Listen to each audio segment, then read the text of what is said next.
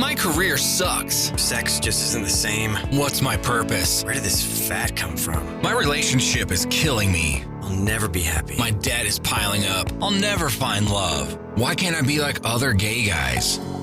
Hey guys, it's time to get a grip, stop whining, make a bold move, and do something amazing with your 40-plus gay life. Let's get to the show with your Tell It Like It Is host, Rick Clemons, who does his best to never act like a dick or a diva unless you act like one first.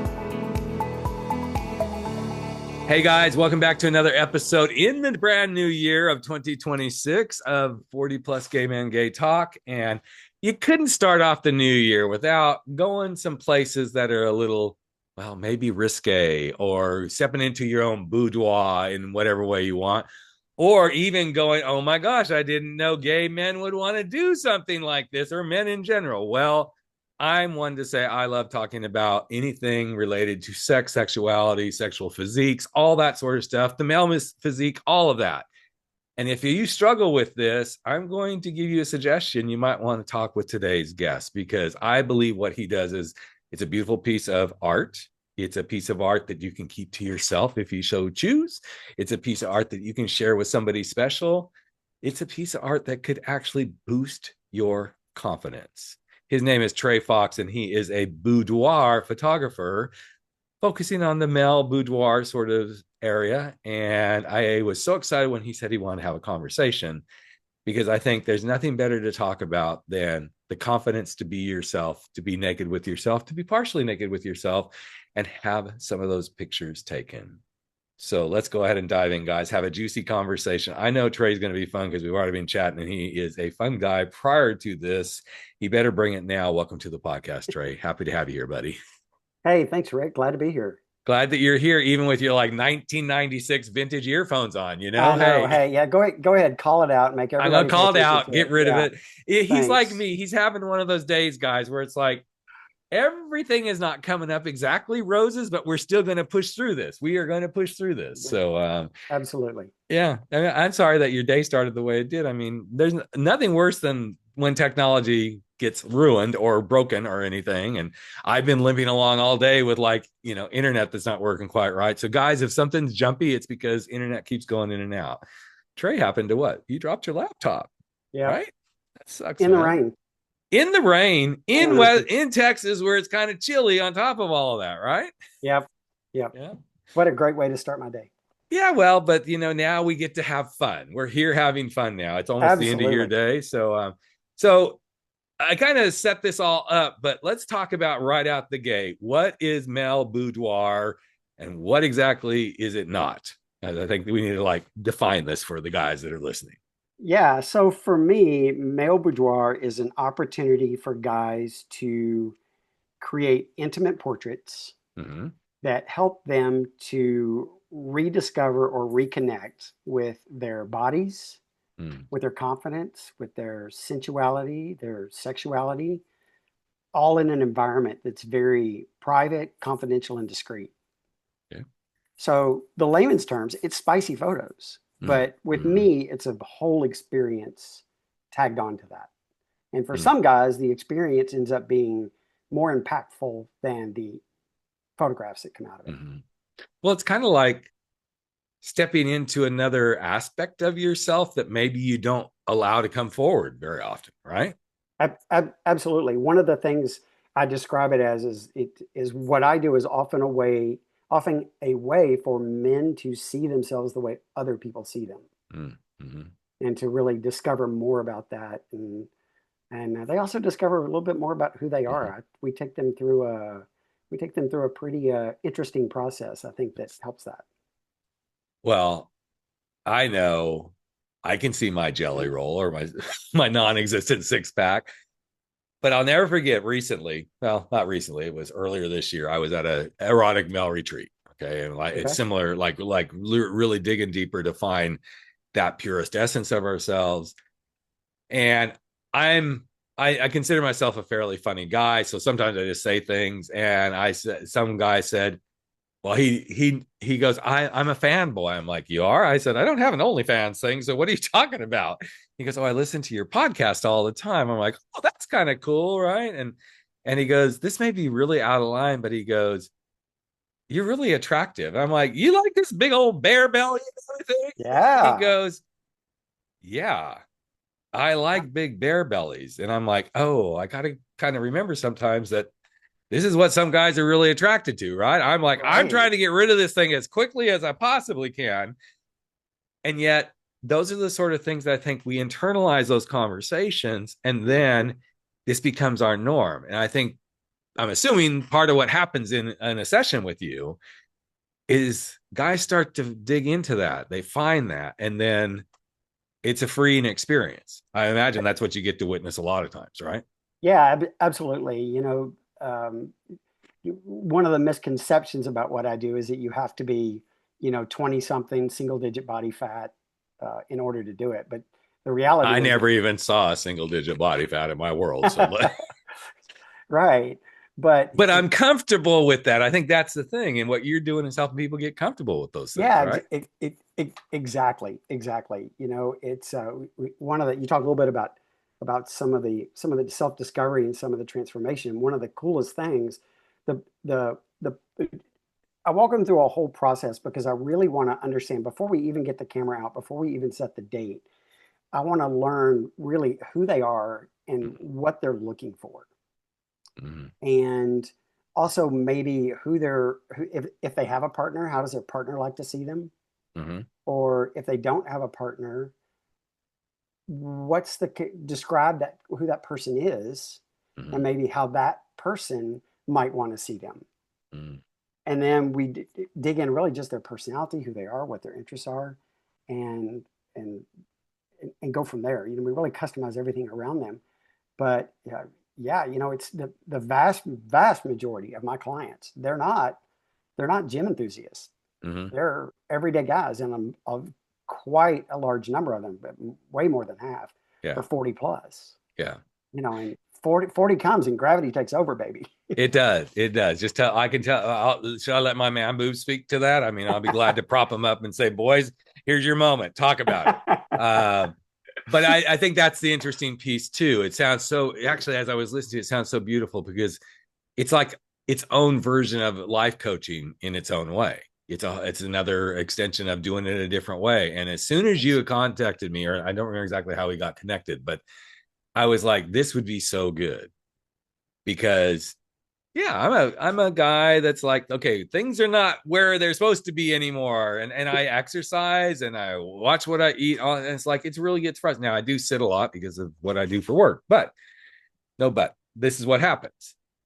And there are times I look at myself in the mirror and I go, ugh, especially at 9 o'clock at night, like when there's just no energy to hold it all up Oh yeah. anymore. It's like there's just no, it's just like let it flow. And I'm like, well, just remember tomorrow morning, Rick, when you wake up and you look in the mirror, everything will be up and it'll be perky. Well, maybe not everything will be up. That's still not up every morning like it used to be either. But it's such an interesting thing that we almost like beat ourselves up.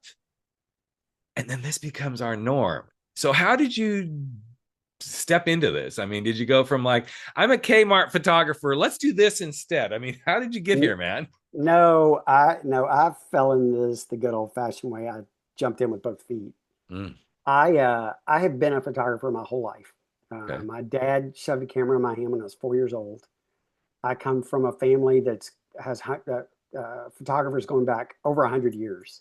Wow. So we photography is really kind of in my blood. And when I was coming up in photography, we were still in the film days. Mm-hmm. So even in those days, I did a little bit of this because I processed my own film. Mm-hmm.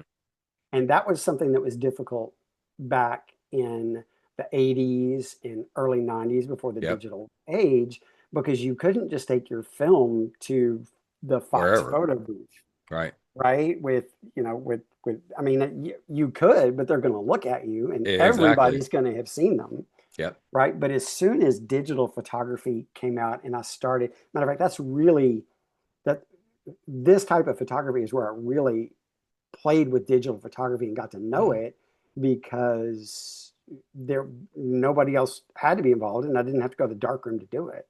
right. So initially, I mean, I would do some I would do some self photography. I'm not a shy person. So I would Mm-hmm. do some of myself. And I tried to do that in the film world, but it's really hard because your remote control on a film camera was a long cable with a button you push, Right. and there was no autofocus, and you Right. couldn't see if you had it framed right. Exactly. And so it was hit or miss, and it was 99% miss. It was Mm. awful. But in the digital age, I mean, I was in front of the camera every chance I got. I mean, I would get friends, we would find cool locations. I would do some of them, they would do some of me, just Nice. whatever. And then, about almost 20 years ago, when I really started doing more photography professionally, it was something I thought, I'm going to maybe do this. Mm. I'm going to explore this because there really wasn't anyone doing it, and Hmm. to a big degree, they're still not. No, there's a Uh, few guys out there doing it, yeah, there but are not a lot. not a Not a lot, lot. not a No. lot. No. Yeah, so I really just grew into it over the years, and you know, Mhm. here we are today. So here we are today, but even there's going to be some guys listening to this. They're like, okay, so this guy's just taking pictures, getting rocks off with guys half naked or fully Oh naked. yeah. I'm like, Mhm. okay, so what are some of those misconceptions there around that? Yeah, so I know that you have talked about this with your clients. Clients will be like, oh, maybe try to date Mm-hmm. or try to get maybe more intimate than they should get with in a professional Mm-hmm. relationship. And for me, it really maybe the first couple of clients I did, I thought, oh, this would be fun. I'll go, photograph some cool guys, and yeah, no, it's all work. It's all work. It, Yep. it is, and it's just that I can separate it. Yeah.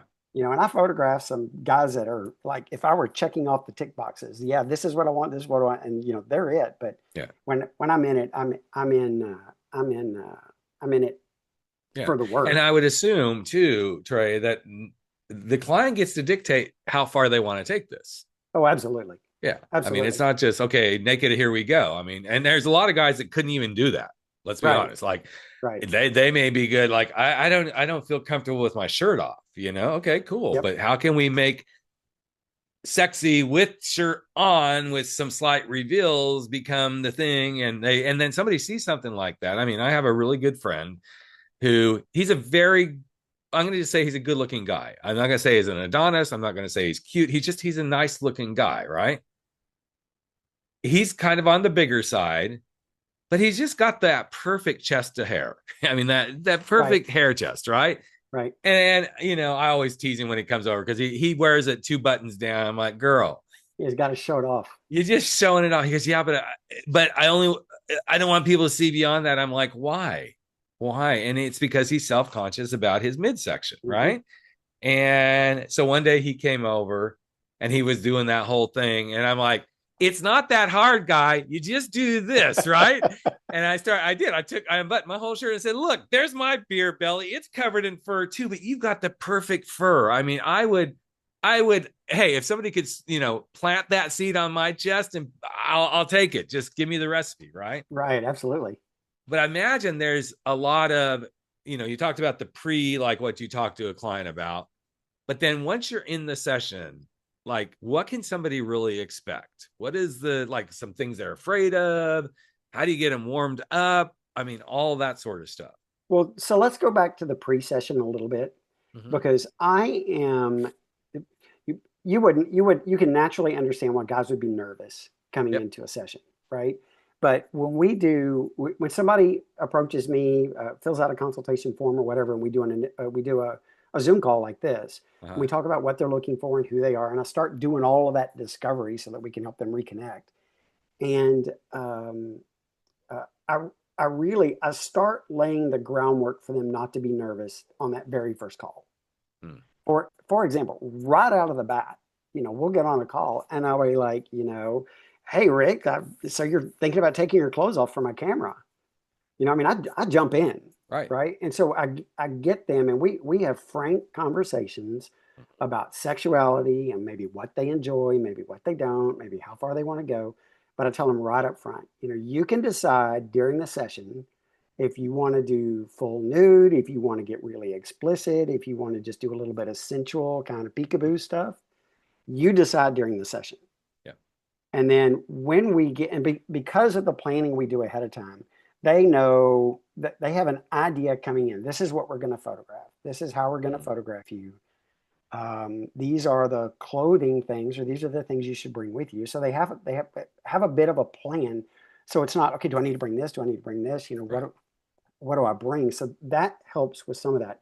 But I actually like it if they show up nervous, because if they show up nervous, it means they're excited about doing it. Yeah. Yeah. Right. So we start off my photographic process. Generally, I start off with them fully clothed, and we talk about this ahead of time. I want to start off with you fully clothed, and we're going to work our way down, and you can go down as far as you want to go. And so what happens is we do some fully clothed shots, and then I'll show them to them. And that does a couple of things. It builds their confidence in how they're going to look, and it gets them used to working with me before we even start talking about taking their clothes off. Yeah. So a lot of times, more often than not, what happens, guys will say, well, I'm not really sure if I want to do fully naked, or if I want to do really explicit shots, or what I want to do. And 10 minutes into it, they'll be like, okay, can I take my clothes off now? And I'm like, not quite yet. Come on, let's tell a little bit more story. Let's let do your a little images bit tell a more of the story. story before we get there. Yeah. Yeah. Exactly. And I would say 9 times out of 10, that's the experience they have. I've never had somebody back up from what they indicated on one of their early calls. This is how far I want to go. I've never had them back up and say, okay, I don't think I want to do that. 90% of the time, they want to go further than they wanted to go. Which is such a freeing experience.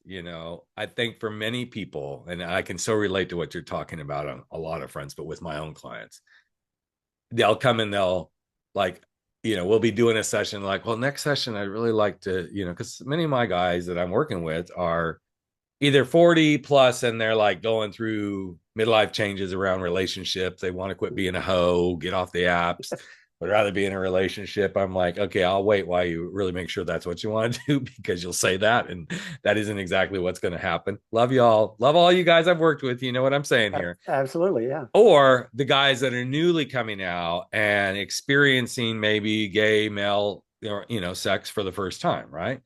And it's always so interesting because we'll get to like the end of a session, and or we've been doing sessions for a while, and then they'll finally go, okay, I'd really like to talk about this on my next session. I can always tell by the tone of voice, like, oh, you want to talk about sex? Yeah. I said, okay, you want to talk about this? Do you want to talk about desires, lack of desires, questions you have about things? I said, I'm not a sexologist, but I'm pretty close to it. I mean, there isn't probably anything I haven't yet talked about, right? And you can almost tell as we're doing that, kind of like, let's define what you want to talk about, because I don't want to come into this and then like you clam up. So let's kind of set the tone for where we're going next week. And it's always really hard for them to initially talk about, right? Like you, I don't immediately, get on that first session and go, okay, so Trey, you want to know what it's like to be rimmed like for hour on end? Is that what you want to talk about? No, we ain't going there, right? But we definitely ease into it. And it's always so interesting. 95% of the time, about 10, 15 minutes into the conversation, like, okay, well, here's a question I have. I'd really like to have 2 dicks up my ass. I'm like, well, wait, we just went from 0 to 100 with that conversation, right? It is so liberating, though, to watch that happen, because that's when I realize they're really getting comfortable in their own skin. They realize, and I'm sure privacy and how you build trust is a big part of what you do in this. It's the same thing that I do. It's like, I need to build that before we can do anything else. So how do you do that? I mean, you've kind of described it with the pre-interview and then how you move through it. But is there any other stuff that you do? Like, I know I got to keep building this trust and building this privacy all the way through the session. Yeah, absolutely. And, in that first call, I talked, well, first of all, if you look at my website, the privacy part is all over my website. I mean, it's hard for you to look at my website and not find a mention of privacy and the confidentiality. And I've been doing this, God, probably 15 years now. I wouldn't still be doing it if I wasn't respecting that. But so I'm very upfront with that. And I talk explicitly about that in that very first call. I say, I don't ever share an image from a session with anyone unless the client has giving me written confirmation that I can. And Right. that may be just an email, Right. right? That I'll keep. But otherwise, I don't show it to anyone for any Nope. reason. It doesn't go to any outside processor. It doesn't leave my possession. It doesn't travel across the internet. Even when I do the electronic delivery, it's an encrypted connection up to that service. So I work very hard to respect their privacy and to protect their images from ever getting out. And I get all kinds of guys. I get corporate executives. I get people who are localish, almost celebrity types. Mm-hmm. I get Joe Blow. I get Mm-hmm. plumbers. I get all kinds of guys. And I don't care who you are. Right. If you don't, I'm going to protect your privacy as much as you want. And I'll have guys that say, "Are you kidding? I want you to plaster these everywhere. I want everybody to see these." Okay. Okay. You said go for it. We will do. And to a point. I mean, obviously, you have to protect like the erotic pictures you can't just plaster those everywhere. Yes. But that has to be fulfilling too, to see, because that's a piece of courage and confidence in and of itself. Mm-hmm. A lot of guys, I've worked with some clients. I don't think I'm working with anybody right now, so I want to make sure I'm saying this without incriminating anything. Yeah, right. No, I've worked with a lot of guys who are like, yeah, I would never be comfortable with somebody, filming or taking pictures of us, like, having sex or anything. I'm like, that's cool, But then there's almost like a curiosity, like, well, what would that feel like? I'm like, I don't know. What would it feel like to you if you were being filmed or having some photography taken while you were messing around or something? I'm like, sometimes that's the fantasy. You could pretend that you're being filmed, or you could have somebody there. I said, I will tell you this. I have friends who are in the industry, and a lot of them are the film crews and the photographers. And they're like, hey, I'll go film somebody who wants it. I'm not going to do anything with it. They give me their phone. I'll shoot it. I'll get some angles. I'll take some photography, all this sort of stuff. I have friends who do those kind of photography settings. So different twist on boudoir sort of stuff. Yeah. And guys are like, really? Well, what would that?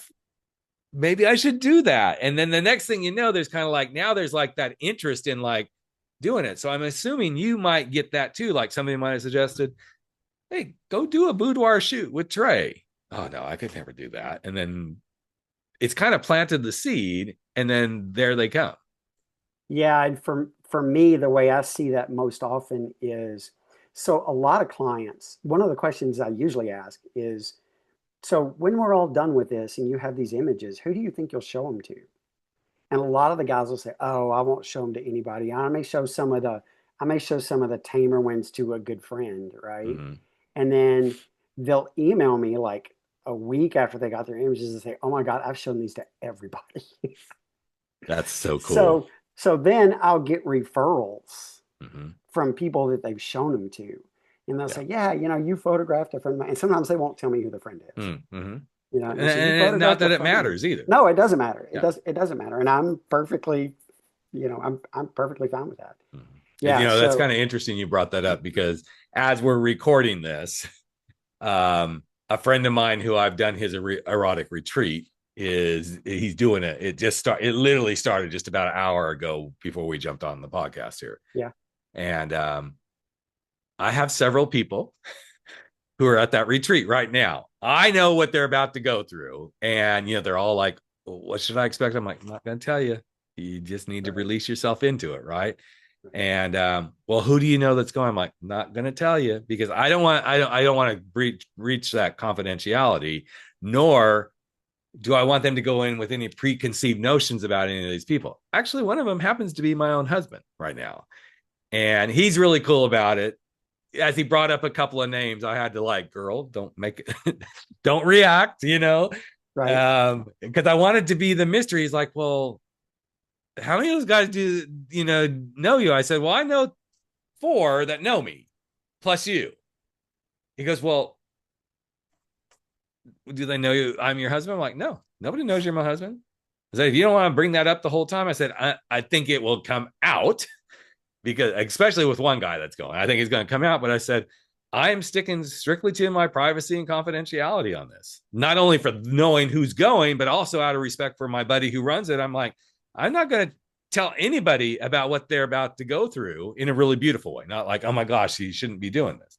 Yeah, it's the experience. You need to come It away is with the it. experience. Yeah, I'm yeah, sure there's a huge emotional impact that comes out of this too for the guys. I mean, you've already kind of expressed some of that, but like almost like there's this catharsis that probably happens, and suddenly they all have to kind of walk out of there kind of a changed person in some way, would be my assumption. yeah, for sure. And throughout the session, I will show them a few images Mm-hmm. just so they get it, because I want them to, I want, when they leave, I want them to feel good that we captured some images that they're going to like, Yeah. that they're going to love. And then sometimes also, so I think that helps. I mean, I've done some before and after videos of Mm-hmm. guys.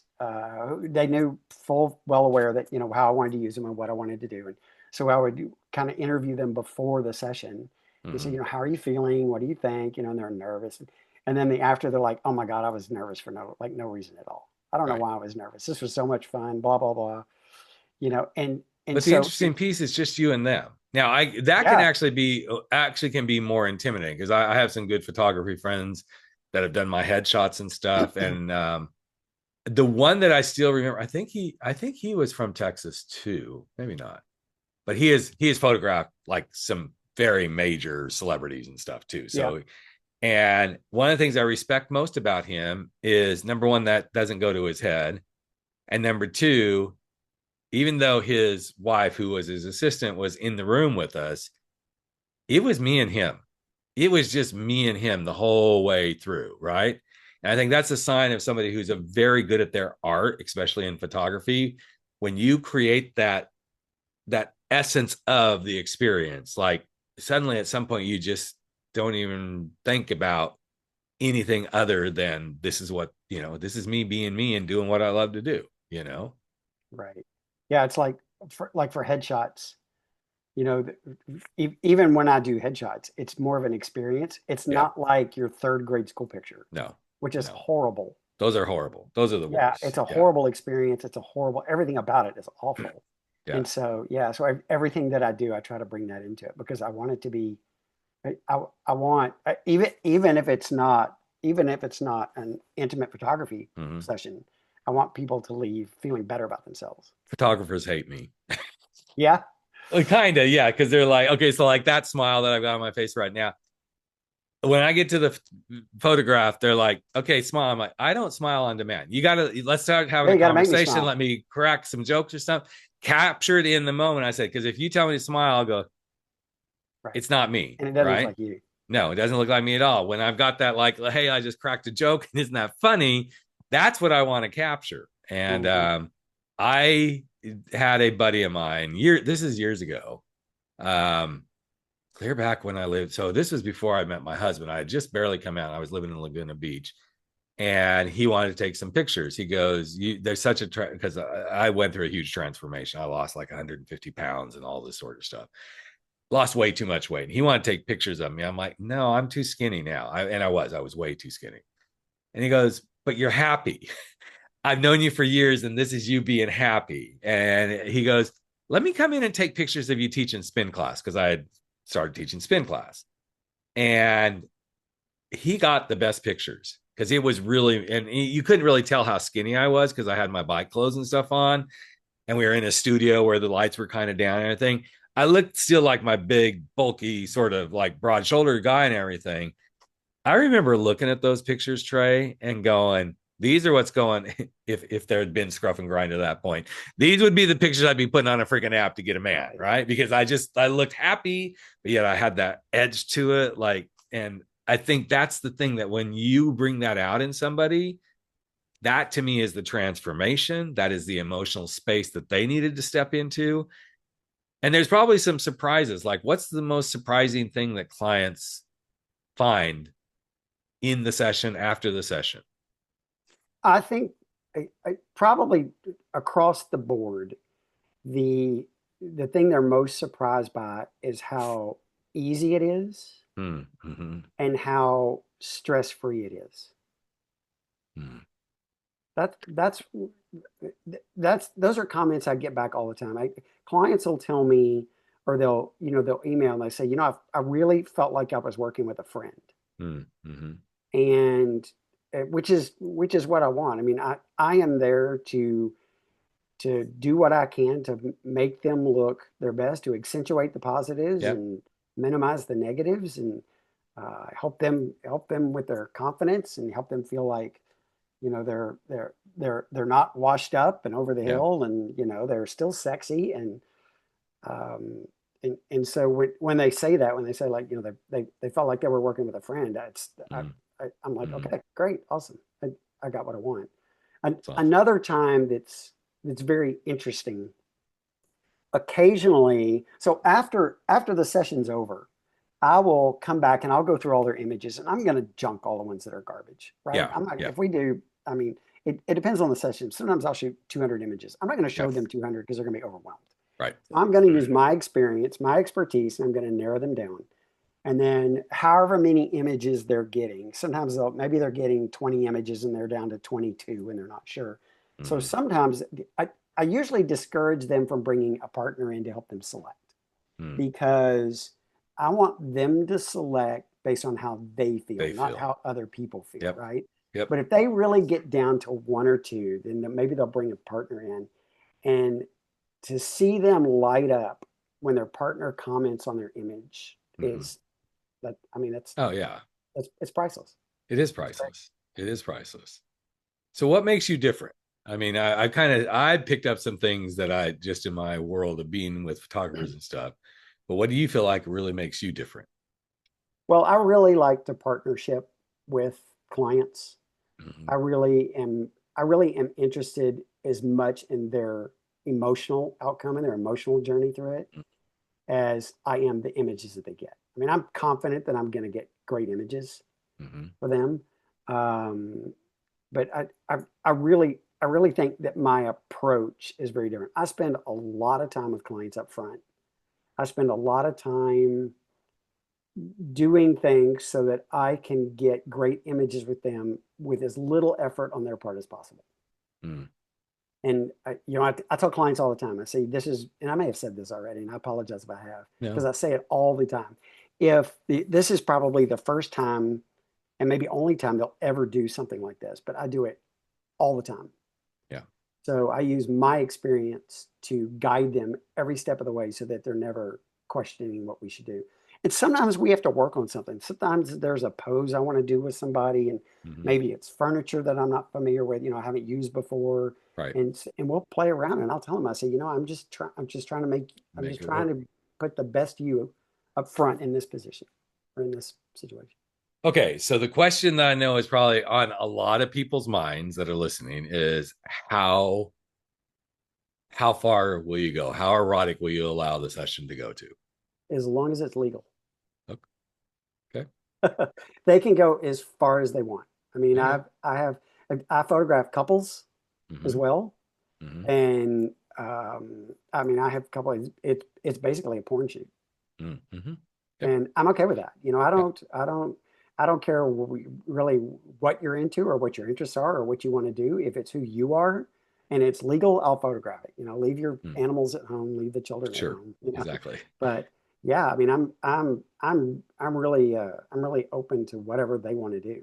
But I think that's such a testament to like being very professional too.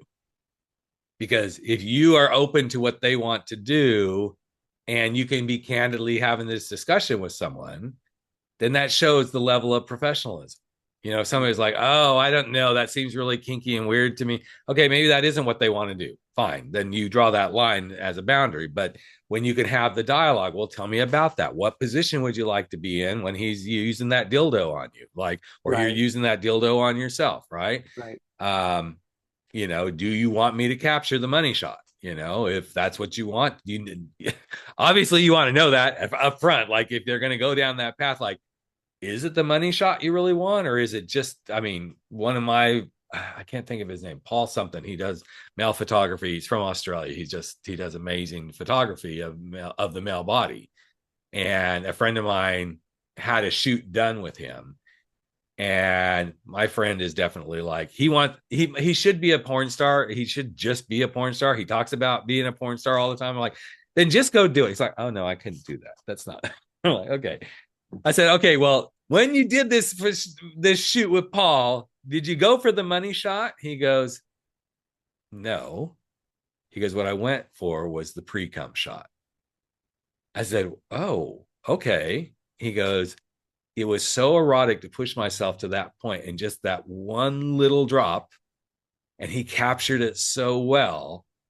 He goes, I look at it and I get turned on. I'm like, then mission accomplished, right? Exactly. You know, so I love that. Has there ever been anything happen that you're like, oh, wow, I'm sure you have stories and you may not be able to tell the stories, but like, is there anything ever happened that shocked you so much? You're just like, I don't know if I could do this. Yeah, no, there really hasn't, and it just kind of goes to me being like, hey, if it floats your Whatever boat, happened, whatever yeah, happens. Yeah. Uh-huh. yeah. I've never had, I've had some things where we were places we probably shouldn't have been Mm-hmm. and nearly got caught, but we weren't really doing Right. anything. Uh, um, So I think another burning no, question that some people would be asking, because I have friends in the porn industry that get okay, asked this yeah, question all the time. Well, how would this interfere if you were, I don't know, are you in a relationship? no, no. Okay. How's that for a non-committal Okay, answer? that's fine. That's fine. So does it interfere with you having a relationship? No, it's Okay. I think the people I'm around and know what I do know that this is work, Yeah. and and it's not. I mean, I don't want people to think I don't enjoy it because Right. I do. It's I mean it's fun and it's great to meet people, Mm-hmm. but I mean it It's really is. work. It's just Yeah, work. because by the time you set the sets, the lights, even if the set is their own house and different, this is not like, oh wow, okay, I can't wait to see another naked man, right? Right. Okay, that's fine too, but it is an interesting thing. And the reason I asked that question is that is one of the main assumptions that happens. Oh, this has got to really pay an impact on your relationship. And I always say, because I have very intimate conversations all day long with guys, right? Right. And people are like, well, doesn't it impact you and your husband's relationship? I said, number one, no, because I don't talk to him about that stuff. I may talk in surface levels about things, but I Mm, don't, there's no drill down and get specific, like, well, guess what Trey told me today? right. No, Yeah. Well, but I'm not going to talk about, oh, here's the client. The only client I ever talked about was the one who crossed the line with me. Okay. And when I told my husband, I said, I fired a client today. And he's like, why? And I said, well, here's why. Because he was bound and determined he was okay. So he was bound and determined he was hopping a plane and going to come meet me, and he was going to break up our marriage, and I was going to be his man. I'm like, and he showed up. He showed up on camera naked once. He yeah. showed up on camera once with his shirt off. I'm like, you need to put your shirt on. This is a professional. Oh yeah, but I just wanted you. Aren't you turned on by it? So let me make sure we understand. This is a coaching relationship here.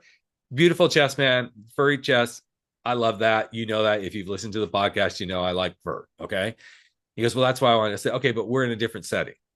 I said, so appreciate it, but that can't ever happen again. A few months later, literally, camera turned on. He was standing there completely naked. I could see Naked. everything. Yeah. I said, well, I'm glad you're here. I said, I know you just paid me. Unfortunately, all sessions are non-refundable and you just lost your coach. I was like, I'm just done. I'm just done, but I used to get a lot of questions from clients or potential clients around, am I going to be naked during the yeah, session? I'm If sure. they're if they need a fluffer, am I going to provide those services? And I've just gotten really good at putting right up front. I'm not going to do this. I'm not going to do that. I'm not. Right. If you need a fluffer, you bring them with you Yes. If you need because somebody I'm not walking doing around with it. their clothes off to keep it going for you, bring them with you. Then you Yep. bring them with you, right? And that's we talked earlier about making guys feel comfortable. That's another thing I tell every client. I say, if you Mhm. want to bring a friend with you, bring them. Yeah. But make You sure know, that to friend's like, not going to laugh when you're doing certain things because that'll blow the whole yeah, thing too, right? right. So, Very rarely do they do that, but on occasion they do. yeah. But Um, sometimes they need that but yeah, I mean, emotional support, I'm man. right. I mean, right. You're gonna pay money to some dude you've never met who's gonna take pictures of you with your clothes off. Right. And you maybe don't want to go to some location you've never been to before, Right. because you thought, because I might be Jeffrey Dahmer. Right. I get it. But yeah, bring a Well, I friend. can attest you're not Jeffrey Dahmer. Just this conversation alone is I proven hope that. not. But Yeah. well, I am so glad we got to have this conversation because this is a first. We've talked about lots of other stuff, but I don't think I've ever had on any of my podcasts in 900 plus episodes that I've gone down this route. And when it came up, I'm like, why didn't I think of finding somebody sooner to talk about? I've talked to porn stars and all that sort of stuff. Yeah. I love this because you create a space, you give guys confidence, you invite them to come out to be who they are in another way of coming out. And you help them feel good about themselves, even if they never share a picture with anyone. Yep. There's something about seeing yourself in that different artistic light, which is still you. It's still you no matter what. And I love what you do, man. So if anybody wanted to get in touch with you, what's your website so people can go check it out? So the website is Trey Fox Photo, Trey, foxphoto.com. Awesome. And you can find me under Trey Fox on Instagram. Excellent. And we're going to have all the links, but sometimes people just want to hear it. And then they're like, okay, I'm not going to wait for, go look it up myself. They want to hear it. So do you do work outside of Texas? Oh, absolutely. I've done work outside of the country. Okay, that's what I kind of figured, but I just wanted to make sure that that's made very clear as well. This isn't like, oh no, you have to be within 100 miles of. No. Yeah. Trey would probably go broke. Maybe not, but probably. I mean, when you limit yourself, I don't only coach people in California. I coach more people. Everybody's always like, oh, so you must have a lot of clients in California because there's a lot of gay people. And I just want to go, that's your assumption? I mean, come on. The gay people are already there. They already have gone beyond the closet door. It's the Midwest where the men are like, I can't be this because we're not supposed to be this, but I really like some dick in my life. I'm like, those are my clients, boys and girls. I have coached more men in Arkansas, Texas, Oklahoma, Missouri, Colorado. I mean, you name it. All those Midwestern states, I have coached more men there than anywhere. So, love you all too. Yes. Love you all I'm not making fun of you guys. I want to make sure I'm a Texas boy. I can slip into the draw anytime y'all tell me to. So, but anyway, so good to meet you, Trey, and so good to have you on here. And I hope you get some business from this. And Happy New Year, guys. This could be this could be one of the best things. If any of y'all been listening or joined our session in December about like kicking 2026 off in a good way, this could be a great way to set that new goal about starting to love yourself, see yourself in a different light, embrace yourself, see your erotic self, see your beautiful like little hairy nipple in a different way that you've never seen it before. So hit Trey up. You know, Valentine's Sunday's right around the corner. It's right around the corner, just a couple weeks out. So, and even if you only do give yourself the gift of the Valentine of the photography, make it happen. So yeah, absolutely. All right, Trey, have a good one, my friend. And I don't know, I might call you up myself one of these days and go, okay, let's make this happen, buddy. Let's make it happen. All I need is an excuse to come to California. Exactly. We take good care of you. We take you to some wine country and all that good stuff. And all kinds of places. Then you'd see my Texas draw really come out. Give me a couple glasses of wine. I'll be like, well, Trey, when I lived in Abilene, you're going to show up real quick. I have what can I say? I lived here my whole life, and I'll never get away from it. No, exactly. Okay. I know that it only shows up certain times. Like when I'm tired, the y'alls will start flowing out. We were at a team retreat a few months ago, and I hadn't really been drinking. I mean, I drink wine, but I'm not I don't drink to get drunk. And all of a sudden, one of my new teammates, she's sitting there talking. I said, well, here's something y'all don't understand. She goes, did you just say y'all? I'm like, I guess I did. I don't know. Did I?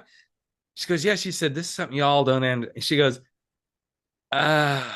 you lived in Texas and Oklahoma, didn't you? I said, I sure did. And I said it with that draw. I'm like, okay, I'm not talking no more. Ain't talking no. And then so of course, then all of it started just like coming out of the mouth. So anyway, but thank you again, sir. It's been a pleasure to meet you, and I love the work you're doing. And guys, go do yourself a favor. Go do some boudoir photography and see what changes in your life. So thank you so much, Trey. Thanks. That's a wrap for 40 Plus. Gay men, gay talk, where size doesn't matter. We drop our bullshit, get over our screwed up fears, make bold moves, and live life without apologies. Don't forget to join us on Facebook at 40 Plus Gay Men, Gay Talk, where the conversations continue.